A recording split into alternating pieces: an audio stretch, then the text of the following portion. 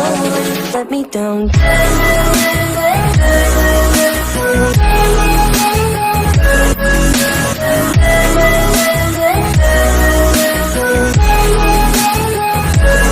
me down. Assalamualaikum warahmatullahi wabarakatuh. Perkenalkan, nama saya Fikri Ahmad Agung dari kelas 1B D4 Elektronika dengan nomor BP 191101-2004 dari kampus Politeknik Negeri Padang. Baiklah, dalam video kali ini saya akan menjelaskan sebuah materi, yaitu negara dan konstitusi serta kasus illegal logging. Pertama, saya akan menerangkan mengenai negara. Pengertian negara. Negara berasal dari kata state dalam bahasa Inggris, atau stat dari Belanda dan etat dari Prancis. Ketiga kata tersebut berasal dari bahasa Latin status atau statum, yang berarti keadaan yang tegak dan tetap atau sesuatu yang memiliki sifat-sifat tegak dan tetap. Adapun definisinya menurut para ahli. Yang pertama, negara menurut John Locke pada tahun 1632 sampai 1704 dan Rousseau dalam buku Ilmu Negara adalah suatu badan atau organisasi hasil dari perjanjian masyarakat tiga. Yang kedua, menurut Max Weber dalam buku Demokrasi, HAM dan Masyarakat Madani adalah suatu masyarakat yang mempunyai monopoli dalam penggunaan kekerasan fisik secara sah dalam suatu wilayah. Yang ketiga, menurut Roger E. Soltau dalam buku Demokrasi, HAM dan Masyarakat Madani adalah alat atau wewenang yang mengatur atau mengendalikan persoalan-persoalan bersama atas nama masyarakat. Unsur-unsur negara. Yang pertama itu ada penduduk. Penduduk adalah semua orang yang berdomisili serta menyatakan kesepakatan diri ingin bersatu. Yang kedua yaitu wilayah. Negara memiliki batas atau teritorial yang jelas atas darat, laut, dan udara di atasnya. Wilayah Indonesia terletak di antara dua benua, yaitu benua Asia dan Australia, dan dua samudra, yaitu Samudra India dan Pasifik. Yang ketiga, pemerintah. Sistem pemerintahan yang dianut oleh Indonesia adalah sistem pemerintahan presidensial. Dalam sistem ini, presiden memiliki hak prerogatif untuk memilih dan mengangkat serta memberhentikan para menteri sebagai pembantunya. Selanjutnya yaitu klasifikasi negara. 1. Jumlah orang yang berkuasa dan orientasi kekuasaan.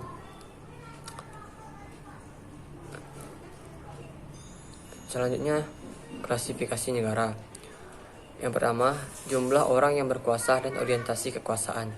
Jumlah orang yang berkuasa dapat berjumlah satu orang, sekelompok orang, atau banyak orang. Orientasi kekuasaan juga ada dua, yaitu bilangan penyelenggaraannya berorientasi kepada kepentingan pihak yang berkuasa, disebut bentuk negatif, dan apabila berorientasi demi kepentingan umum atau rakyat, disebut bentuk positif. Yang kedua yaitu bentuk negara ditinjau dari sisi konsep dan teori modern terbagi menjadi dua, yaitu negara kesatuan dan negara serikat. Negara kesatuan adalah negara yang merdeka dan berdaulat dengan satu pemerintahan pusat yang berkuasa dan mengatur seluruh daerah. Dalam pelaksanaannya, negara kesatuan terbagi menjadi dua, negara kesatuan dengan sistem sentralisasi dan desentralisasi. Selanjutnya, negara serikat atau federasi. Negara serikat adalah bentuk negara yang merupakan gabungan dari beberapa negara bagian dari negara serikat. Asas penyelenggaraan kekuasaan yaitu berbagai tipe negara menurut kondisinya seperti A. Menurut ekonomi. Yang pertama, negara agraris. Yang kedua, negara industri. Negara berkembang, negara sedang berkembang, negara belum berkembang. Yang B. Menurut politik, negara demokratis, negara otoriter, negara totaliter, negara satu partai, negara multipartai, dan sebagainya. Yang C. Menurut sistem pemerintahan, yaitu sistem pemerintahan presidensial, parlementer, junta militer, dan sebagainya. Sifat organisasi negara. Yang pertama, sifat memaksa. Setiap negara dapat memaksakan kehendak dan kekuasaannya baik melalui jalur hukum maupun jalur kekuasaan atau kekerasan. Yang kedua, sifat monopoli. Setiap negara menguasai hal-hal tertentu demi tujuan negara tanpa ada saingan. Yang ketiga, sifat totalitas. Semua hal tanpa terkecuali mencakup kewenangan negara. Misalnya, semua orang harus membayar pajak, semua orang wajib membela negara, semua orang yang sama di hadapan hukum atau berdasarkan hukum, dan sebagainya. Fungsi negara yaitu yang pertama ada fungsi pertahanan dan keamanan.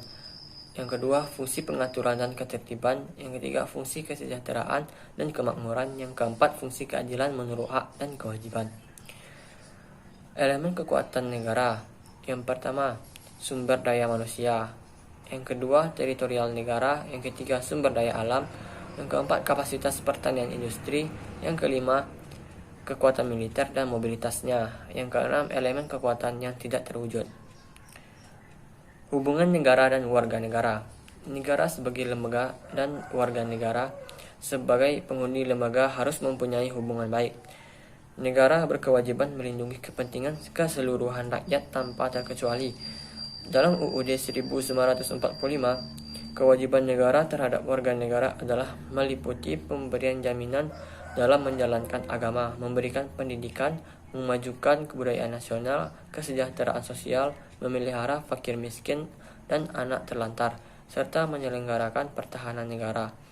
Kewajiban negara itu tidak akan mampu dipenuhi sepenuhnya. Oleh karena itu, warga negara juga harus memberikan kontribusi pemikiran dan ide secara nyata bagi kelangsungan kehidupan negara dalam segala aspek. Sistem pemerintahan negara. Yang pertama yaitu badan legislatif. Badan legislatif adalah badan yang berfungsi sebagai pembuat undang-undang atau peraturan daerah yang pengesahannya dilakukan sama dengan presiden atau kepala daerah. Lembaga ini meliputi DPR, DPRD 1 dan DPRD 2 yang masing-masing menjalankan tugasnya. Yang kedua yaitu badan eksekutif. Badan eksekutif adalah badan yang berfungsi menjalankan undang-undang yang mendapatkan persetujuan secara bersama antara DPR dan presiden. Yang ketiga, badan yudikatif. Badan yudikatif adalah yang berfungsi sebagai mengadili penyerapan undang-undang. Di antaranya, A. Mahkamah Agung atau MA berfungsi memberikan pertimbangan kepada presiden tentang pemberian gerasi, amnesti, abolisi, rehabilitasi yang merupakan hak prerogatif presiden dalam hukum. B. Mahkamah Konstitusi atau MK berfungsi melakukan uji undang-undang terhadap UUD 1945. Menyelesaikan konflik antar lembaga negara dan melakukan pembubaran partai politik yang melakukan pelanggaran.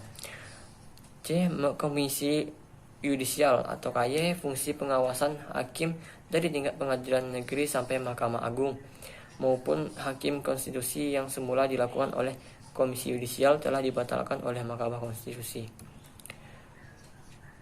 Selanjutnya yaitu konstitusi. Pengertian dan definisi konstitusi. Istilah konstitusi berasal dari bahasa Prancis yaitu constituer yang berarti membentuk. Pemakaian istilah konstitusi yang dimaksud ialah pembentukan suatu negara atau menyusun dan menyatakan aturan suatu negara. Sedangkan istilah undang-undang dasar merupakan terjemahan istilah dari bahasa Belanda grondwet. Perkataan wet diterjemahkan ke dalam bahasa Indonesia undang-undang dasar dan grond berarti tanah atau dasar. Definisi para ahli. Sri Sumantri menyamakan arti keduanya sesuai dengan praktik ketatanegaraan di sebagian besar negara-negara dunia termasuk Indonesia. B. L. Jan V. van Apeldoorn membedakan konstitusi dengan UUD. Konstitusi adalah memuat peraturan tertulis dan tidak tertulis, sedangkan undang-undang dasar atau grondwet adalah bagian tertulis dari konstitusi. Hakikat dan fungsi konstitusi. Yang pertama, hakikat isi konstitusi. Pada hakikatnya, UUD itu berisi 3 hal pokok, yaitu adanya jaminan terhadap hak asasi manusia dan warga negaranya. Yang kedua, ditetapkan susunan ketatanegaraan sesuatu negara yang bersifat fundamental. Yang ketiga, adanya pembagian dan pembatasan tugas ketatanegaraan yang juga bersifat fundamental. 2. Fungsi konstitusi. Konstitusi UUD dalam kehidupan bermasyarakat, berbangsa dan bernegara memiliki arti dan makna yang sangat penting. Konstitusi secara umum memiliki fungsi sebagai A. Tata aturan dalam pendirian lembaga-lembaga yang permanen atau lembaga suprastruktur dan infrastruktur politik. Yang B. Tata aturan dalam hubungan negara dengan warga negara serta dengan negara lain. C. Sumber hukum dasar yang tertinggi, artinya bahwa seluruh peraturan dan perundang-undangan yang berlaku harus mengacu pada konstitusi atau UUD. Dinamika pelaksanaan konstitusi UUD 1945. Pertama, UUD 1945 yang berlaku pada tanggal 18 Agustus 1945 sampai 27 Desember 1949. Dalam kurun waktu di atas, pelaksanaan UUD tidak dapat dilaksanakan dengan baik karena bangsa Indonesia sedang dalam masa pancaroba.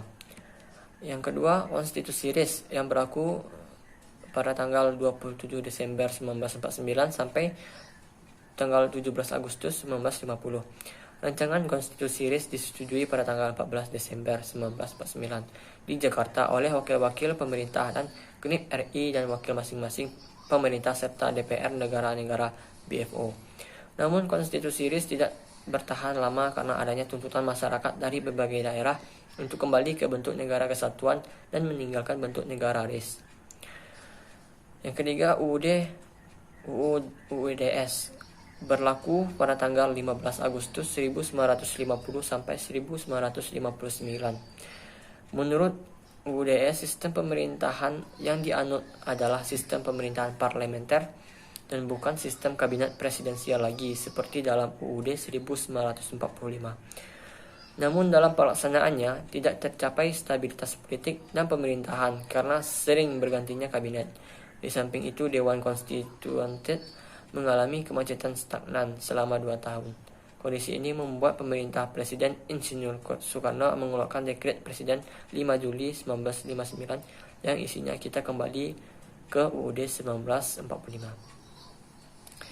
Keempat, yaitu UUD 1945 yang berlaku pada tanggal 5 Juli 1959 sampai 1966. Dalam kurun waktu selama itu, penyelenggaraan pemerintahan negara terklasifikasi dalam 2 kurun waktu, yaitu kurun waktu 1959 sampai 1966 yang dikenal istilah Orde Lama atau dapat disingkat dengan Orla, dan kurun waktu 1966 sampai dengan 1999 yang dikenal dengan istilah Orde Baru, yaitu Orba. Yang kelima, UUD 1945 pada tahun 1966 sampai dengan 1999.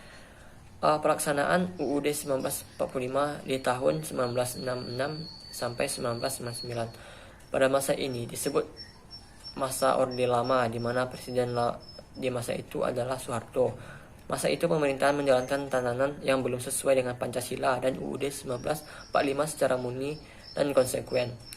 B. Pelaksanaan UUD 1945 di tahun 1966 sampai 1970. Pelaksanaan UUD 1945 pada kurun waktu yang tersebut di atas dapat dikemukakan sebagai berikut. Yang pertama yaitu lahirnya Surat Perintah 11 Maret atau Super Semar 1966.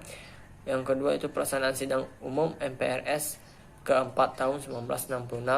Yang ketiga pelaksanaan Sidang Istimewa MPRS tahun 1967. C. Pelaksanaan UUD 1945 dalam kurun waktu 1970 sampai 1997. Pada masa ini terjadi kemajuan yang pesat yang terlihat dari adanya manifestasi pelaksanaan sistem politik Indonesia. Di pelaksanaan UUD 1945 kurun waktu 1997 sampai 1999. Di masa ini pelaksanaan UUD 1945 tidak berlangsung dengan lancar dan teratur menurut UUD 1945. 7. UUD 1945 Amandemen 1999 berlaku pada tahun 1999 sampai sekarang. Dalam penerapan konstitusi atau UUD 1945 Amandemen, sistem pemerintahan negara mengalami perubahan sangat signifikan dengan penerapan sistem pemerintahan pada konstitusi pra-amandemen. 8. Proses perubahan UUD 1945. A. Sidang Umum MPR 19 September 1999. Yang ke B, di sidang tahun MPR 18 Agustus 2000. C. Sidang tahunan MPR 9 November 2001. D. Sidang tahunan MPR 10 Agustus 2002. Institusi dan mekanisme pembuatan konstitusi UUD 1945. UU, Perpu, dan Perda.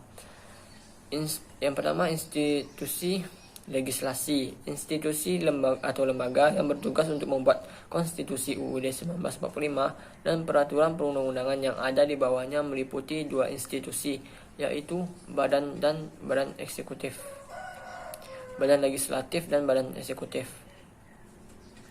Yang kedua, mekanisme amandemen konstitusi UUD dan pembuatan UU, Perpu, PP, dan Perda.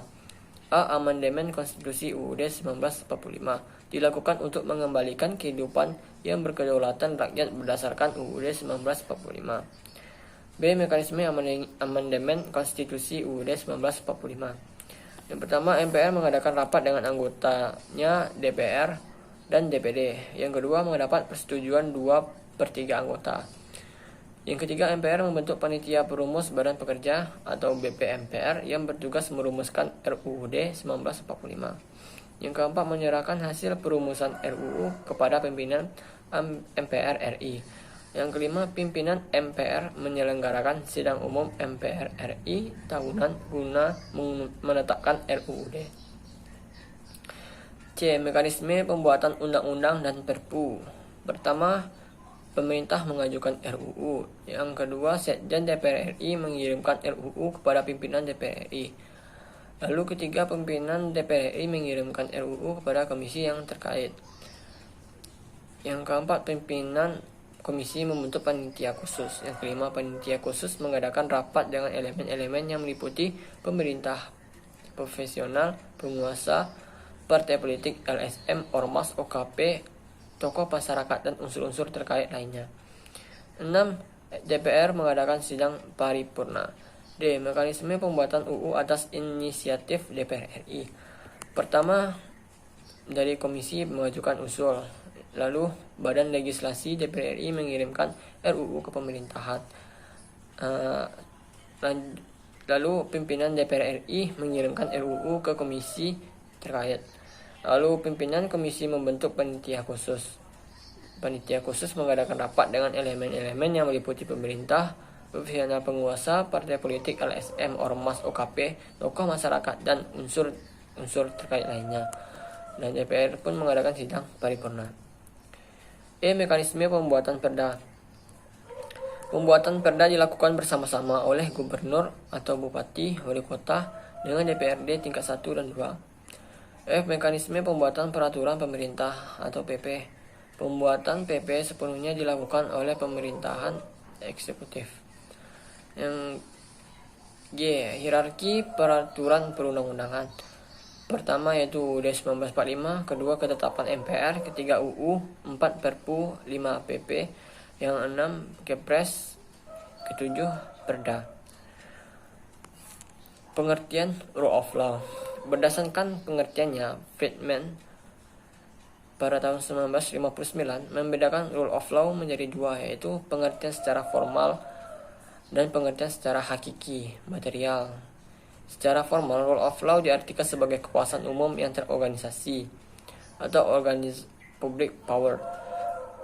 Hal ini dapat diartikan bahwa setiap negara mempunyai aparat penegak hukum, sedangkan hakiki rule of law terkait dengan penegakan hukum yang menyangkut ukuran hukum, yaitu baik dan buruk, atau dapat disebut just and unjust law.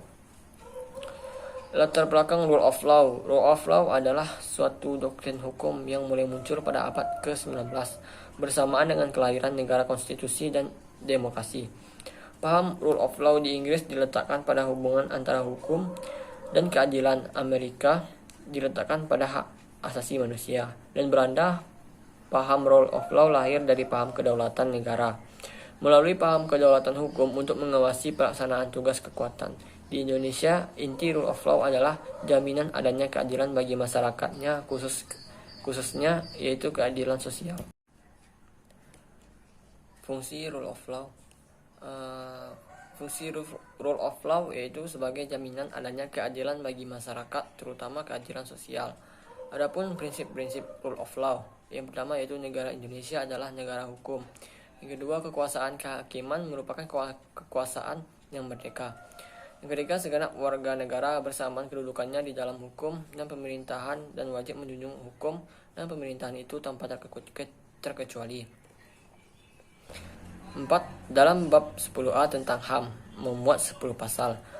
5. Setiap orang berhak untuk bekerja serta mendapat imbalan dan perlakuan yang adil dan layak dalam hubungan kerja. Dinamika pelaksanaan Rule of Law.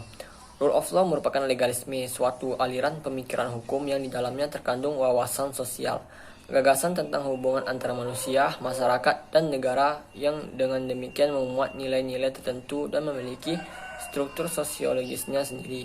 Legalisme tersebut mengandung gagasan bahwa keadilan dapat dilayani melalui pembuatan sistem peraturan dan prosedur yang sengaja bersifat objektif, tidak memihak, tidak personal, dan otonomi.